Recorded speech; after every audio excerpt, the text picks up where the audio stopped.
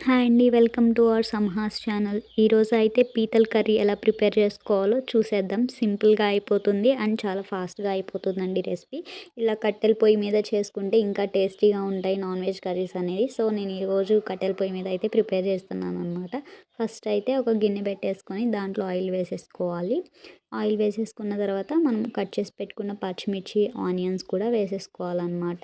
So, పచ్చిమిర్చి అనేది మనం ఫస్ట్ సన్నగా కట్ చేసుకోవాలి. ఏ కర్రీలోకైనా సరే మనం నాన్ వెజ్ కర్రీస్ అనేసరికి పచ్చిమిర్చి అనేది బారుగా 2 చీలికలుగా కట్ చేసుకోవాలి. అప్పుడే మనకి టేస్ట్ అనేది బావుంటది. ఆ పచ్చిమిర్చి టేస్ట్ అంతా కర్రీకి అనేది వస్తదనమాట. సో, అప్పుడు మనకి కర్రీ అనేది ఇంకొంచెం బావుంటది.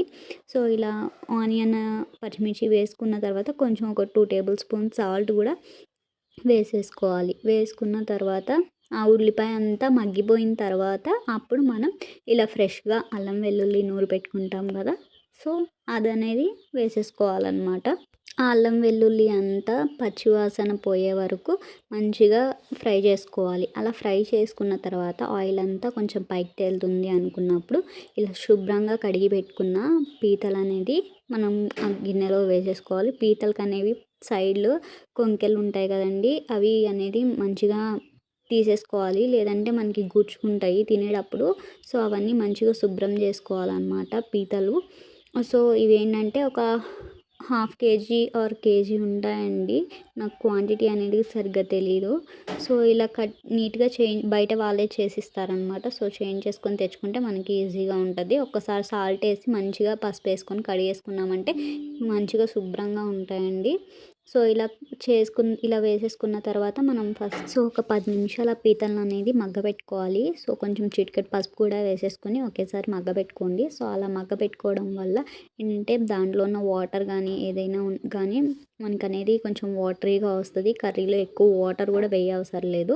సో, ఆ వాటర్‌తో ఏంటంటే మన గ్రేవీ అనేది కొంచెం థిక్‌గా వస్తదనమాట. సో, అలా మంచిగా కలుపుకొని మొత్తం కలిసేంత వరకు ఒక 5-10 మినిట్స్ అనేది స్లోగా వేయించుకోవాలనమాట. అడుగంటకుండా స్లోగా తిప్పుకుంటూ వేయించుకోండి. సో, కర్రీ అనేది చాలా టేస్టీగా ఉంటది. మనకి సింపుల్‌గా కూడా అయిపోతదండి.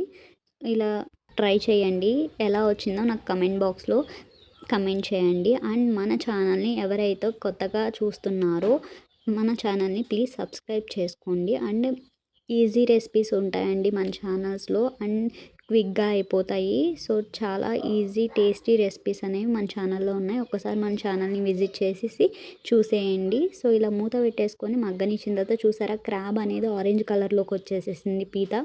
సో, అలా ఆరెంజ్ కలర్‌లోకి వస్తే మనకి మంచిగా ఉడుకుతుంది అని అర్థం అనమాట. దాని లోపల మంచిగా ప్రోటీన్ అనేది పీతల్లో చాలా ఎక్కువ ఉంటదండి. సో, మన బాడీకి ఎంత క్వాంటిటీ కావాలో అంత క్వాంటిటీ బా ఉంటది పీతల్లో ప్రోటీన్ అనేది. సో, తర్వాత ఒక 2 స్పూన్స్ కారం గూడా వేసేసుకోండి ఇలాగా. మీకెంత కారం అయితే అంత వేసుకోండి. అంటే మీరు కారం ఎక్కువ తింటారు అంటే 2 ½ స్పూన్స్ వేసుకోండి. లేదు తక్కువ తింటాము అంటే ఒక 2 స్పూన్స్ వేసుకుంటే సరిపోయిద్దనమాట. సో, ఇలా కారం వేసేసుకొని మంచిగా కలిపేసుకోండనమాట మొత్తాన్ని. దీంట్లో చింతపండు రసం అయితే వేయమండి. ఎందుకంటే ఇది లైక్ చికెన్ లాగా అనమాట. చింతపండు పులుసు వేసుకుంటే అంత టేస్ట్ అనేది అనిపించదు. సో, చింతపండు పులుసు అనేది దీంట్లో వేయరు. సో, మీకు నచ్చిన సీ ఫుడ్స్ ఏంటో కూడా నాకు కమెంట్ చేయండి. అండ్ ఇంకా ఏమైనా రెసిపీస్ కావాలంటే గనక నాకు కమెంట్ చేయండి. నేననేది చేసి చూపిస్తాను మీకు. అండ్ ఇలా పీతలనేవి మంచిగా కలుపుకున్న తర్వాత కారం పచ్చి స్మెల్ పోయేంత వరకు కొంచెం మగ్గనివ్వాలనమాట. చూసారా నేను ఇందాక వాటర్ వేయలేదు కానీ చూడండి వాటర్ కంటెంట్ అనేది కొంచెం వచ్చింది. సో, అడుగు గూడా అంటదండి. మనం చక్కగా మగ్గబెట్టుకోవచ్చు. సో, అలా మగ్గిన తర్వాత దాంట్లో ఏంటంటే మీరేదైనా స్పైసెస్ పెట్టుకుంటారు కదా! ధనియాల పౌడర్ గానీ, జీరా పౌడర్ గానీ అండ్ ఇంకా మీరేదైతే పౌడర్ మసాలా వేసుకోవాలనుకుంటున్నారో అవన్నీ లాస్ట్‌లో వేసేసుకోవాలి. కారం అయితే పచ్చి స్మెల్ పోయేంత వరకు కొంచెం సేపు మగ్గబెట్టుకోవాలండి. చూసారా పీతలంతా ఆరెంజ్ కలర్‌లోకి వచ్చేసాయి. గ్రేవీ కూడా మంచిగా పీసెస్‌కనేది ఎంత పట్టిందో. సో, ఇలా ఒకసారి ట్రై చేసి చూడండి. సో, మీకు కావాల్సినంత వాటర్ ఏసుకోండి. కానీ ఎక్కువ వాటర్ ఏయకండండి. సో, ఎక్కువ వాటర్ ఏయడం వల్ల ఏంటంటే మనకి గ్రేవీ థిక్‌నెస్ అనేది పోతదనమాట. పల్చగా అయిపోతది. నీళ్ళులా ఉంటదనమాట ఎక్కువ వాటర్ ఏసుకుంటే. సో, కొంచెం వాటర్ ఏసుకోండి. ఎక్కువ ముక్క మునిగేంత వరకు వేసుకుంటే చాలన్నమాట.